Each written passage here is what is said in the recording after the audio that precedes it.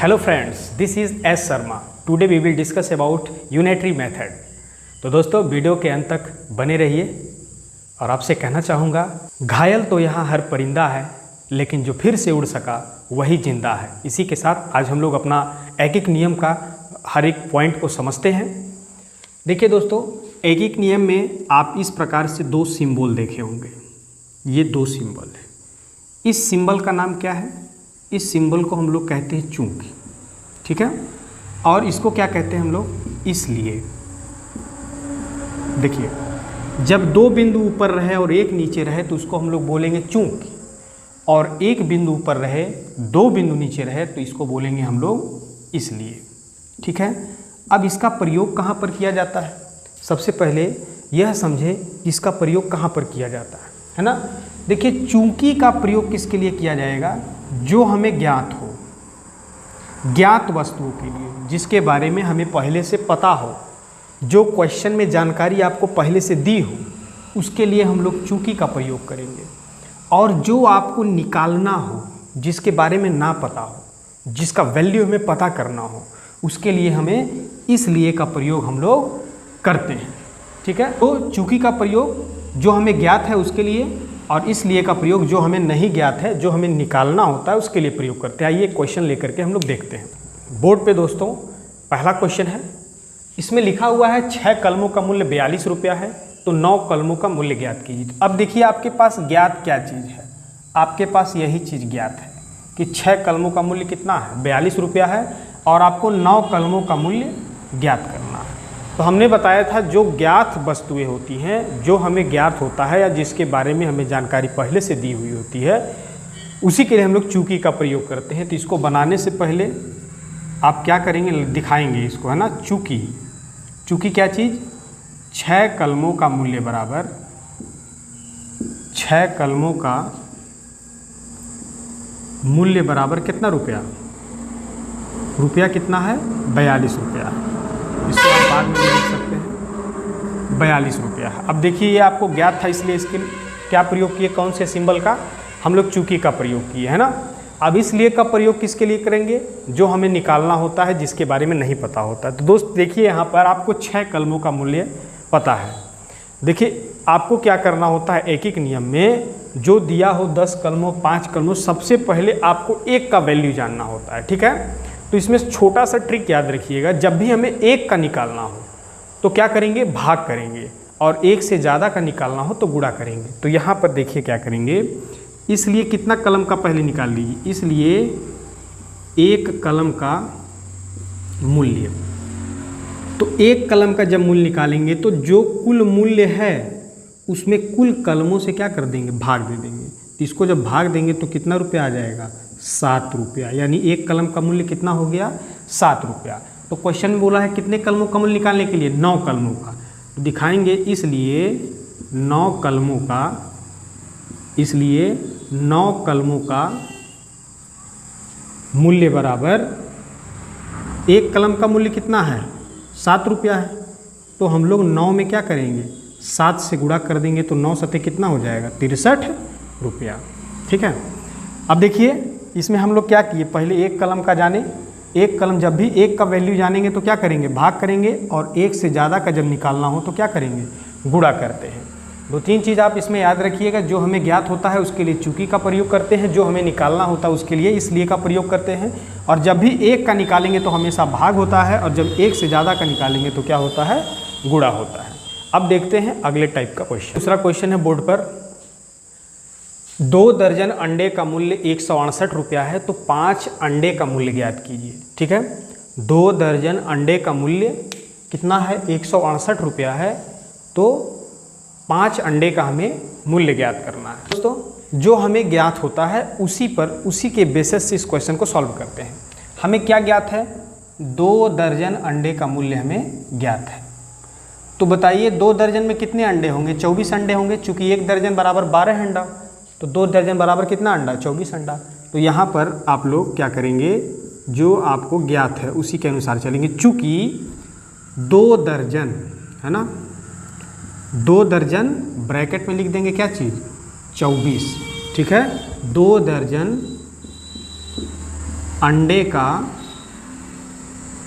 मूल्य बराबर 168 रुपया। ठीक है, अब इसी को मानेंगे आप जो है 2 दर्जन नहीं, क्योंकि 2 दर्जन का मतलब कितना होता है 24 अंडा है ना, इसलिए कितना अंडा का, इसलिए 1 अंडा का मूल्य ज्ञात कीजिएगा। इसलिए 1 अंडा का मूल्य बराबर, जब भी 1 का ज्ञात करना हो तो क्या करेंगे, भाग करेंगे। ठीक है, तो 24 से इसमें भाग दे देंगे तो 24 सत्ते कितना होता है 168 बराबर कै रुपया, 7 रुपया। अब देखिए 1 अंडे का मूल्य निकल गया, तो 5 अंडे का। अब जब 1 से ज़्यादा का निकालना होता तो क्या करते हैं, गुणा करते हैं ना, इसलिए कै अंडों का पुला है 5 अंडे का, इसलिए 5 अंडे का मूल्य बराबर कितना हो जाएगा, 5 में 7 अंडे से 7 रुपया से गुणा कर देंगे। ठीक है, तो 5 सत्ते कितना हो जाएगा 35 रुपया, यानी 5 अंडे का मूल्य कितना हो जाएगा 35 रुपया। यहाँ तक आपको समझ में आ गया। अब चलते हैं अगले टाइप के क्वेश्चन। देखिए विपरीत स्थितियों में कैसे एक एक नियम में क्वेश्चन हम लोग सॉल्व करते हैं। देखिए दोस्तों, अगला क्वेश्चन है, तीसरा क्वेश्चन बोर्ड पर, कि 10 व्यक्ति एक घर को 30 दिन में बनाते हैं तो 6 व्यक्ति उसी घर को कितने दिन में बनाएंगे। देखिए ये विपरीत स्थितियाँ हैं। विपरीत स्थितियाँ कहने का मतलब आपको खुद क्वेश्चन पढ़ करके थोड़ा सा समझना होगा। जैसे मान लीजिए एक घर है, तो इस घर को 10 व्यक्ति मिल करके, कितना व्यक्ति, कुल 10 व्यक्ति इस घर को बनाते हैं तो कितना दिन में बना देते हैं, 30 दिन, है ना। अब ये बताइए, अगर ये 10 व्यक्ति थे तो इसको 30 दिन लगा बनाने में, और 10 से अगर जब कम व्यक्ति रहेंगे, जैसे कितना व्यक्ति बोला 6 व्यक्ति, जब 6 ही आदमी रहेंगे तो इस घर को बनाने में उनको समय क्या लगेगा, और ज़्यादा लगेगा। यानी यहाँ पर 10 लोग काम किए तो 30 दिन में ख़त्म हो गया। जब लोग 10 लोग के जगह 4 लोग कम कर दे, 6 ही लोग जब इस काम को करेंगे तो ये समय क्या हो जाएगा, और बढ़ जाएगा। तो ये देखिए विपरीत स्थितियाँ हैं, इसमें कैसे एक एक नियम से हम लोग प्रश्न सॉल्व करते हैं ना। देखिए इसमें दिखाएंगे चूँकि उसके पहले आप ये लिख दीजिएगा हल। चूँकि कितना व्यक्ति, 10 व्यक्ति है ना, चूँकि 10 व्यक्ति एक घर को क्या करते हैं, बनाते हैं बराबर कै दिन में, 30 दिन में। 10 व्यक्ति एक घर को बनाते हैं कितने दिन में, 30 दिन में। तो बताइए 10 आदमी एक काम को कर रहे थे तो 30 दिन लगा। अगर एक ही आदमी काम करता, अगर एक ही व्यक्ति इस काम को करता तो बताइए घर 30 दिन में बनता, नहीं, समय और क्या लगता, ज़्यादा। यानी 10 व्यक्ति जब इस घर को बनाएंगे तो 30 गुणे क्या हो जाएगा 10, सॉरी, जब एक व्यक्ति इसी घर को बनाएंगे तो इसमें अब भाग न दे करके आपस में क्या हो जाएगा, गुणा हो जाएगा। तो कितना दिन लगा देगा ये, 300 दिन लगा देगा।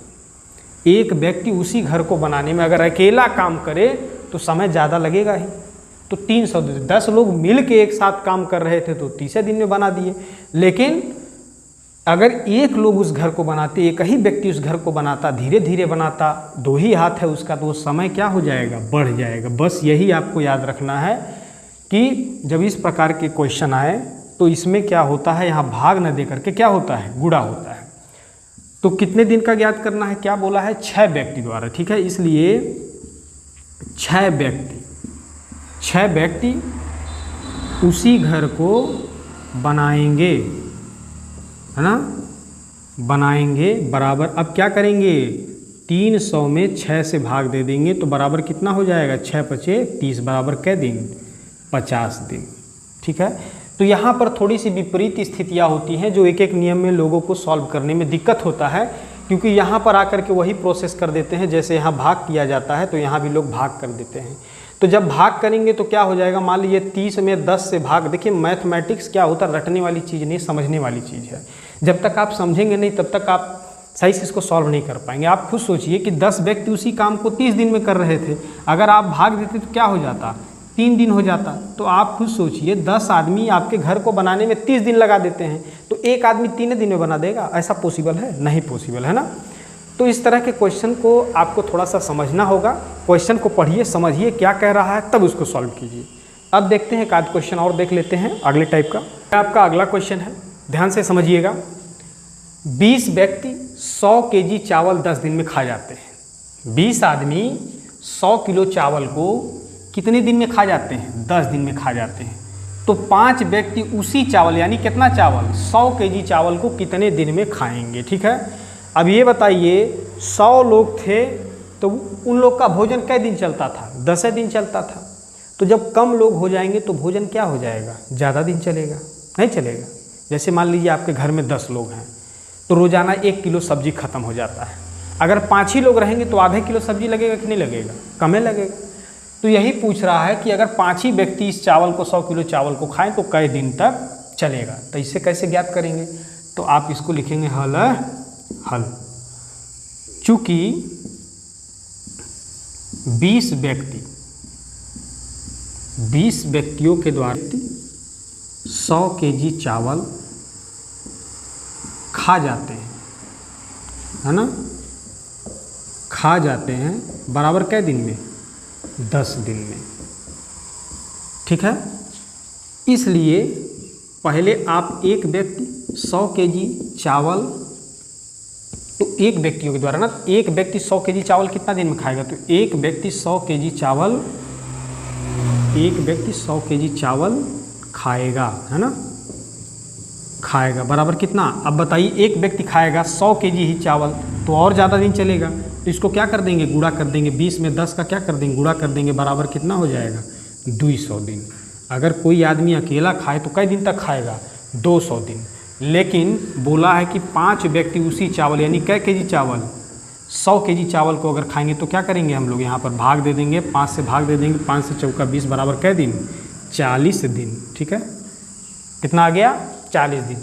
तो देखिए एक एक नियम में जो थोड़ा सा विपरीत स्थितियाँ होती हैं उसको आप थोड़ा ध्यान में रखेंगे, बाकी आपका सब सही होगा। तो दोस्तों आज वैसे भी मतदान का दिन है, आज जिसको कहा जाता है मत का मेला, मतदानों का मेला, तो आज वास्तव में मेला है। तो आप जाइए अपने मतदान केंद्र पे, अपने मत का उचित प्रयोग करके अपने देश में इस लोकतांत्रिक देश में आने वाले बेहतर प्रतिनिधि को आप चुनिए, जिससे हमारे राष्ट्र का विकास हो सके। बाकी तब तक के लिए बहुत बहुत धन्यवाद। और भी कुछ क्वेश्चन वगैरह पूछना चाहते हैं तो आप हमारे कमेंट बॉक्स में कमेंट कीजिए, I will definitely reply your question. तब तक के लिए जय हिंद दोस्तों।